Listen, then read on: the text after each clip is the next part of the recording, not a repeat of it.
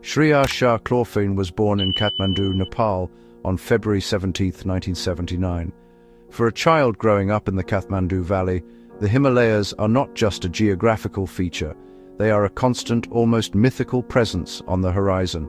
Her childhood was spent surrounded by the living majesty of Mount Everest, a peak the locals call Sagarmatha, the goddess of the sky.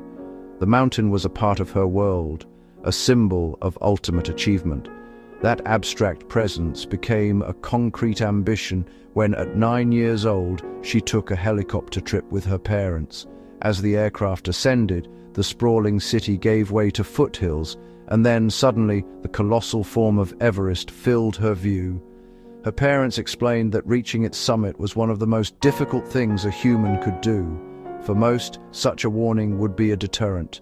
For young Shriya, it was an invitation. In that moment, a seed was planted. The idea of ascending the highest mountain in the world became more than a fleeting thought. It became her lifelong ambition. Life, however, soon took a different path. When she was just 10 years old, her father passed away, a profound loss that prompted a move with her mother to the bustling metropolis of Mumbai, India. The world of snow-capped peaks was replaced by the energy of a vibrant, sprawling city. As a young adult, Shriya's adventurous spirit led her to a life at sea, working on cruise ships. It was a job that allowed her to travel the world, but it was on one of these voyages that she found her anchor, meeting her future husband, Shah-Klorfine. Their connection led to marriage and another major life change, a relocation to Canada. Settling in Toronto, she built a successful career as a fashion purchaser for the Fairweather women's apparel line. To the outside world, she was living a comfortable, settled life, but the dream of Sagarmatha, the goddess of the sky, never faded. In the spring of 2012, Shriya decided the time had come to turn her dream into reality. She signed on with an expedition headed by Utmost Adventure Trekking. The choice of outfitter was a critical one. Utmost was, by all accounts, a startup. The firm had never successfully guided a client to the summit of Everest, a fact that would give experienced climbers pause. Established companies with proven track records often have stringent experience requirements and long waiting lists. For an aspiring climber without a deep mountaineering resume, a newer, more eager company can seem like an accessible gateway. Shriya's decision was reportedly bolstered by a recommendation from family connections in Nepal, placing trust in personal ties over a proven safety record. Shah-Klorfine dedicated 2 years to preparing her body for the immense physical challenge. Her training regimen consisted of running to build endurance and indoor rock climbing for strength. But Everest demands more than just fitness. It requires a specific, hard-won skill set, proficiency with ice axes and crampons, the ability to navigate treacherous glacial terrain, and, most importantly, experience managing one's body in the extreme, oxygen-starved environment of high altitude. Crucially, she had not ascended any other prominent peaks. Before this expedition, Shah-Klorfine had minimal real-world mountaineering experience. Her attempt to conquer the world's highest mountain would, in reality, be her first true mountaineering test. The expedition company's plan was to teach her these essential skills on the mountain itself during the acclimatization period. However, reports from the trek to base camp and the initial rotations through the Khumbu icefall were concerning. Despite performing poorly and moving slowly during this month-long training period, her resolve remained unshaken. She was convinced that her determination alone could carry her to the summit. I spoke with her and she kept repeating, "I can do it, I can do it, I can do it." As the expedition progressed, the difficulties mounted. Multiple reports from fellow climbers and guides indicated that her speed was noticeably and dangerously slower than her peers. This raised serious concerns about her ability to handle the grueling conditions of a summit push, where timing is critical to safety. In a particularly telling and ominous development, the company's most experienced Sherpa guide, a veteran of the high Himalayas, strangely declined to accompany her any higher than base camp, citing his concerns about her pace and preparedness. His refusal to guide her on the upper mountain was a significant red flag. Despite these warnings, the summit attempt went ahead. On the evening of May 18th at 7:30 p.m., Shah-Klorfine began her final ascent from Camp 4 on the South Col. She was accompanied by two less experienced Sherpa guides. As she and her team made their way up into the darkness, they encountered Ganesh Thakuri, the owner of Utmost Adventure Trekking, who was on his descent from the summit.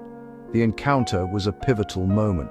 Thakuri, an experienced climber himself, immediately observed that Shah-Klorfine was struggling and that her oxygen supply seemed worryingly low for that stage of the climb. He strongly attempted to persuade her to abandon her ascent and turn back. She, however, was resolute. She refused to turn around. Faced with her determination, Thakuri made a fateful decision. He gave her his own final spare bottle of oxygen and allowed her to continue climbing toward the summit, into the upper reaches of the death zone. As night turned into the long, cold morning of May 19th, Shah-Klorfine's condition deteriorated. Her strength was being relentlessly sapped by her prolonged stay at such an extreme altitude, an environment mountaineers call the death zone for its inability to sustain human life for long. Her body was shutting down. Recognizing the extreme danger, her Sherpa guides repeatedly advised her to turn around well before she had reached the summit. But the peak was now tantalizingly close, and she insisted on getting to the top. Fueled by the dream she had held for over 2 decades, she kept going. At 2:20 p.m. on May 19, 2012, after an astonishing 22 hours of continuous climbing from Camp 4, Shriya Shah-Klorfine finally realized her lifelong ambition. She stood on the summit of Everest. At 29,032 feet, she was on top of the world.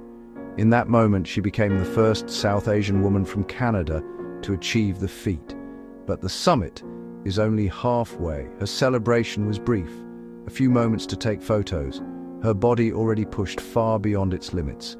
As she began the perilous journey down, it was immediately clear that she was profoundly exhausted. Her oxygen consumption had been far higher than anticipated, a result of several compounding factors. Her slow pace meant she was on the ascent for much longer than planned. She had started using her supplementary oxygen earlier than is typical, and she had kept it at a high rate of flow to compensate for her struggles. The inevitable consequence was that high on the mountain, she eventually ran out of oxygen. Without oxygen, her body gave out completely. Despite the desperate efforts of her Sherpas, who tried to physically support her, half carrying and half dragging her down the treacherous slopes and urging her to continue moving, she collapsed. She was unable to support her own weight, unable to take another step. Her final words were a plea, but at that altitude, with no oxygen and no strength left, rescue was impossible. After 27 grueling hours of continuous climbing, she succumbed to exhaustion and altitude sickness. She passed away at around 10 p.m. that night. Her journey ended at 27,560 feet on a feature known as the Balcony, a small plateau on the southeast ridge of Mount Everest. She was 33 years old. Russell Bryce, a highly respected and seasoned Everest guide, publicly criticized Utmost Adventure Trekking in the aftermath. He pointed out that the oxygen deficit she encountered was not an unforeseeable accident, but a failure of logistics. He claimed that the outfitter provided enough oxygen to get to the top of Everest, but critically, not enough for a slow climber to make it safely back down. The plan lacked the necessary contingency for a worst-case scenario. The difficult and dangerous task of recovering Shah-Klorfine's body from the death zone took about 10 days. A special team of 7 Sherpas was assembled for the mission, risking their own lives to bring her down. Her body was eventually carried off the mountain and flown to Kathmandu, the city of her birth, where her cremation took place. The tragic death of Shah-Klorfine, along with several others in that crowded 2012 season, ignited a firestorm of debate. It prompted a more extensive and urgent discussion about the ethics of guiding inexperienced individuals up Everest. It called into question the fundamental duty of expedition companies to prioritize the safety of their clients above summit success. And it highlighted the desperate need for increased regulation to manage the dangerous crowding on Everest's upper slopes, where delays can be fatal. Shriya's story became a case study in what can happen when ambition, commercial pressures, and inexperience converge in the world's most unforgiving environment. It serves as a somber reminder that the mountain always has the final say. May she find rest in peace.